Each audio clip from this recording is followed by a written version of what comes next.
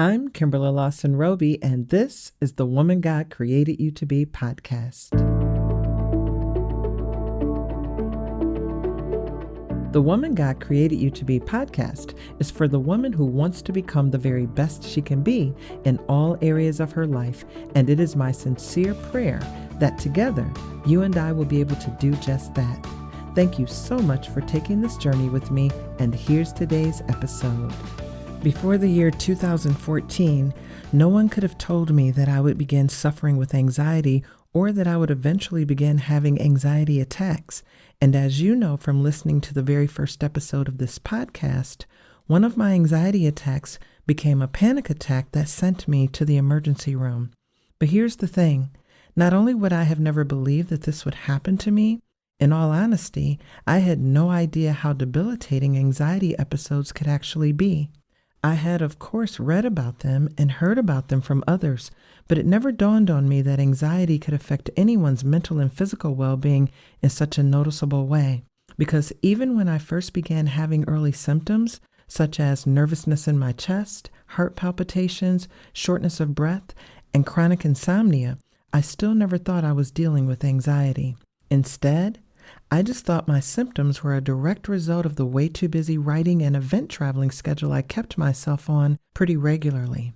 And yes, while doing way too much all the time was definitely causing my symptoms, it wasn't until I began feeling many of those symptoms all at once during the middle of the day that I knew something was wrong. I wasn't sure what exactly, but again, I didn't think any of what I was experiencing had anything to do with anxiety, and mostly I worried that something might be wrong with my heart. But as it turned out, there was nothing physically wrong with me at all, and this was when I discovered just how real anxiety truly is. This was also when I began researching more and more about it, trying to learn everything I could, and as a result, I learned just how much breathing exercises can really make a difference. I learned how to inhale deeply and then exhale deeply multiple times, and every time I did this, slowly but surely, I would feel my body calming down more and more until the episode finally ended completely. And even better, I would sometimes go weeks and months without having any attacks at all, and I was so grateful to God that things had gotten so much better for me in that respect. But then the pandemic happened, and little did I know, once we were about 2 months in, my anxiety attacks returned on a much more regular basis, and instead of experiencing them during the daytime, the way I usually had in the past, they began waking me up in the middle of the night.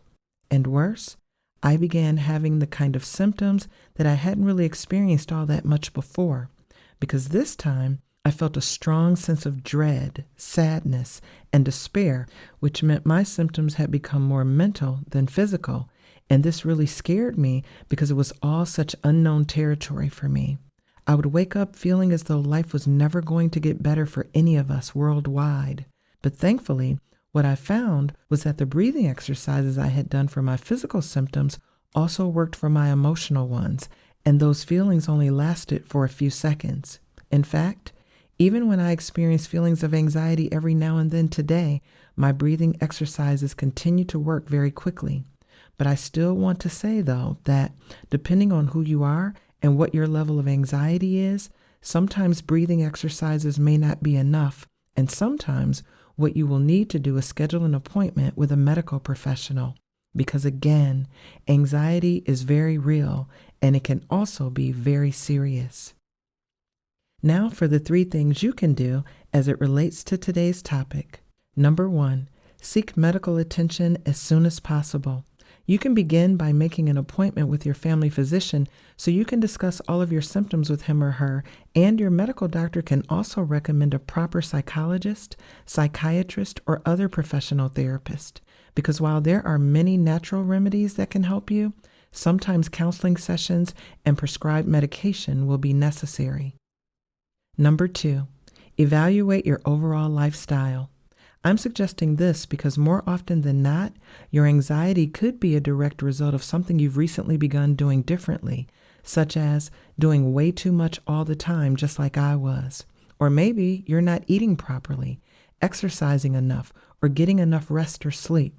Or maybe something or someone or a particular life situation is troubling you and worrying you every waking moment. And another huge problem for many people, including myself, is the amount of time we tend to spend on our smartphones.